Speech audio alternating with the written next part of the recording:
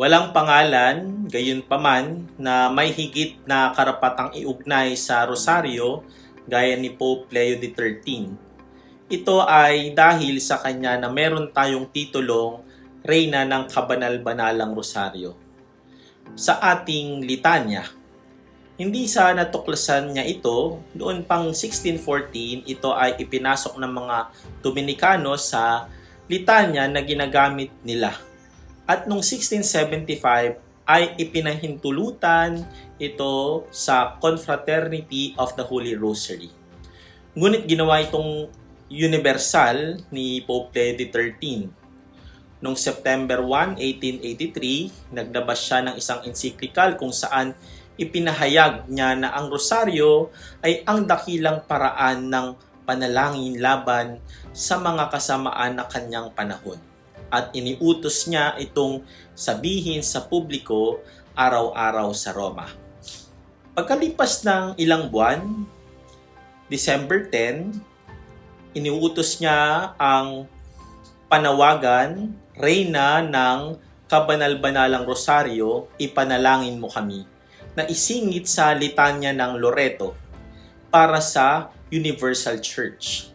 Noong buwan ding iyon ay ipinahayag niya ang kanyang pagnanais sa isang dagli na ang rosaryo ay bigkasin araw-araw sa mga katedral at tuwing linggo at mga banal na araw ng obligasyon sa lahat ng mga simbahan ng parokya.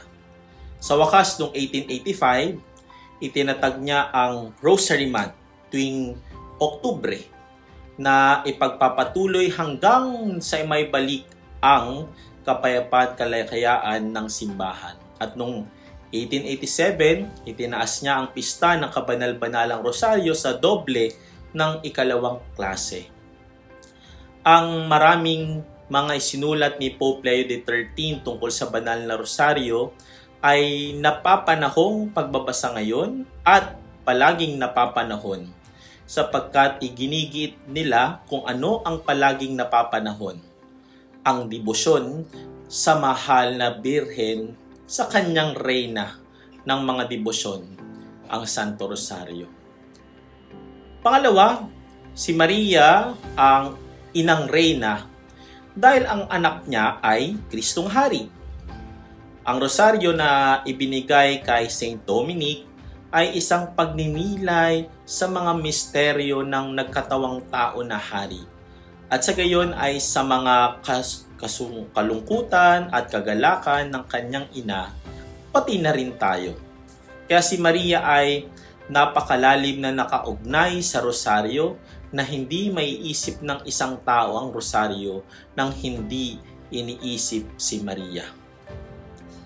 Mga kapatid, ilang linggo na lang matatapos na ang buwan ng Santo Rosario.